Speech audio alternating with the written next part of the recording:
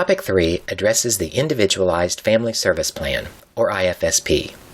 In this topic, we will provide you with a 3-step process for developing participation-based IFSP outcome statements. We will share a case study with you and provide you with some sample outcome statements. Then, we're going to give you the opportunity to practice writing some outcomes yourself. This topic will be concluded by a brief discussion of how to write the service delivery summary. This topic contains information and strategies to assist early intervention practitioners in understanding how to write family-centered, individualized family service plan outcome statements, which are participation-based and family-focused or child-focused, and relate to child learning within the context of everyday opportunities or parenting support. For more information, follow the link below. In order to develop participation-based IFSP outcome statements, early intervention practitioners can follow a simple 3-step process. Step 1. Gather information by identifying family and care provider priorities as they relate to child participation in everyday activity settings. In Topic 2 of this module, we shared 3 options for gathering this information. Step 2. Observe families and their children engaged in real-life, everyday activities across settings and with important people in their lives. You observed a video of functional assessment in Topic 2. In Step 3, document family-focused and/or child-focused participation-based outcome statements on the IFSP. Further information about this step will be provided within this topic. The early intervention literature describes 2 types of outcome statements: family-focused and child-focused. Family-focused outcome statements correspond to the family's desire to acquire new knowledge or skills specifically related to their child's learning. When writing family-focused outcome statements, the parent or caregiver of the child is identified as the actor or learner. The focus of the outcome can center on the parent's or care provider's ability to promote the child's participation in activity settings, such as Grandpa Gary will understand what JoJo says so he can take care of him while JoJo's mom Michelle goes out on a date. Or targets learning regarding specified parenting topics, such as Mr. Tanaka will feel comfortable changing Hiroshi's diapers. Child-focused outcome statements are family and care provider priorities related to enhancing a child's participation within an existing or desired activity setting or routine of the family in order to promote child learning, growth, and development. For example, Taylor will help feed the horses by holding the feed bucket, or Jorge will help with cleanup after dinner by bringing his dirty dishes to the sink. IFSP outcome statements are discipline-free. For example, an IFSP document should not contain separate occupational therapy goals, physical therapy goals, speech-language therapy goals, or education-based goals. The outcome statements are identified by family priority and based upon child participation.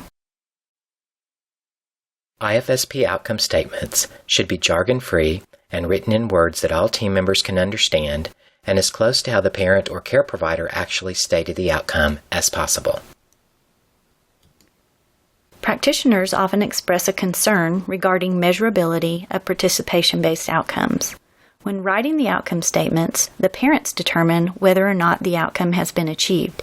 It is important to discuss the outcome in such a way that everyone involved feels comfortable with how progress will be measured. Consider using a special occasion or life event such as a birthday or holiday or real-life point in time such as when Grandma visits this summer or by the time school starts this fall as the timeline on an IFSP outcome statement. This strategy can assist parents and other care providers in thinking in real time about the possibility of achieving outcomes within the context of the big picture of their family life. Avoid the following passive words when writing outcome statements: tolerate, receive, increase or decrease, improve, or maintain.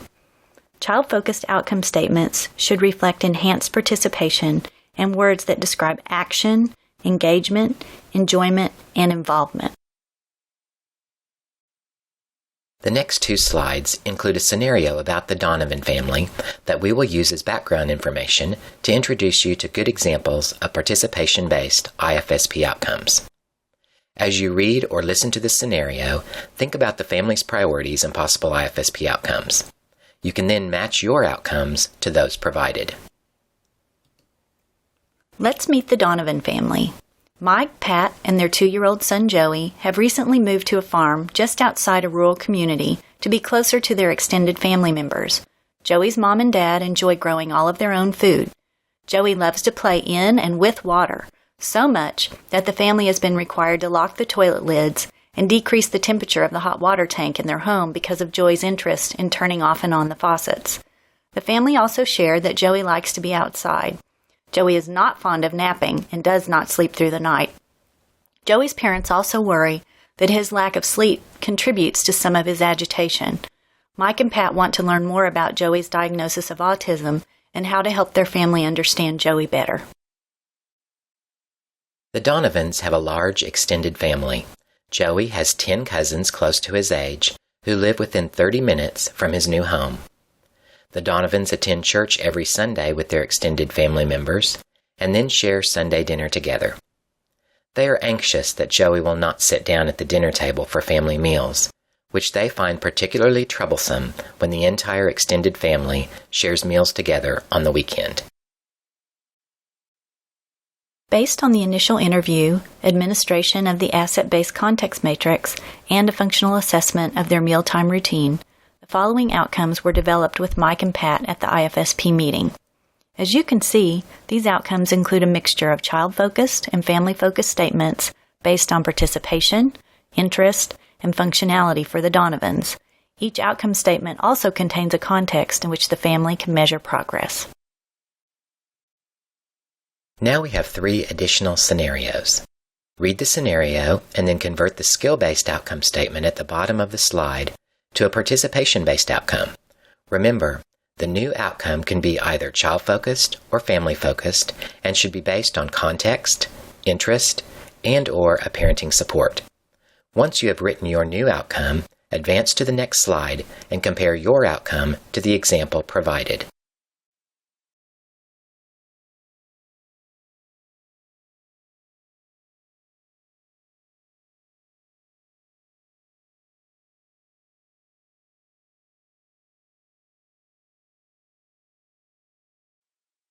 One of the great aspects about writing functional outcomes is that many possibilities exist.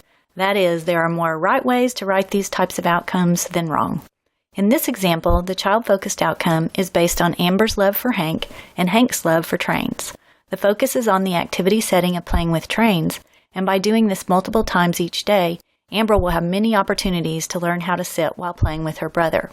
The family is looking forward to a visit from the grandmother in 3 months, and felt this was a meaningful time frame for them to measure progress. How did your outcome statement compare to this example? What context did you choose? Is the focus on the activity or a skill? What is your timeline for measuring progress? This time, try writing a family-focused outcome. Think about ways to support the capacity of Jocko's parents and their desire to support his growth and development, since they say they want to do everything possible to help him develop normally.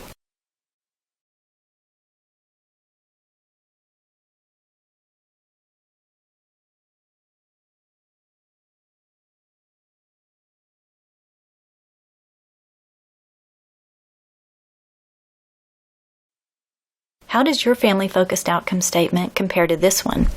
Did you include an activity setting such as play and/or daily care activities? Were you even more specific than these activities by including something like diaper changes, getting dressed or undressed, or feeding? With this example, think about all the ways Jocko's parents could measure their competence and confidence related to supporting Jocko. Let's try one more practice scenario and conversion of the skill-based outcome statement to be functional and participation-based.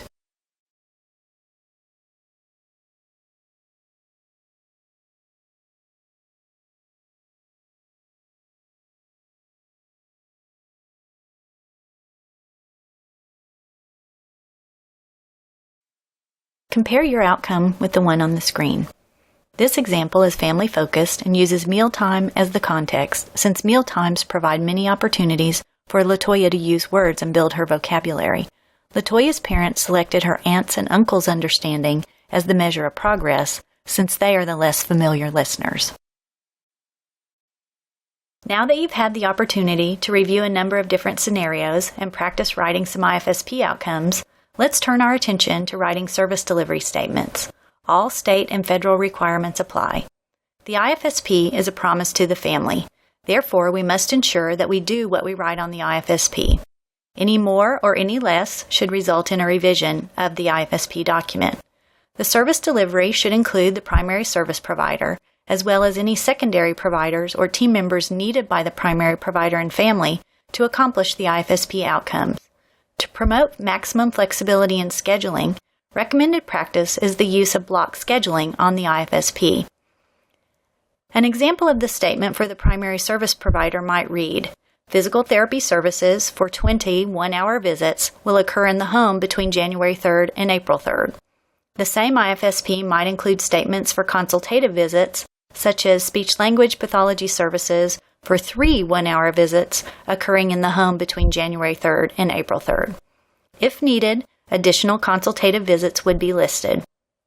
This type of scheduling supports the concept of front-loading to enable the primary service provider and other team members, if needed, to visit more frequently initially and then decrease as priorities are achieved. You have now completed Topic 3. When you are ready, you may proceed to Topic 4 related to the use of a primary service provider approach to teaming.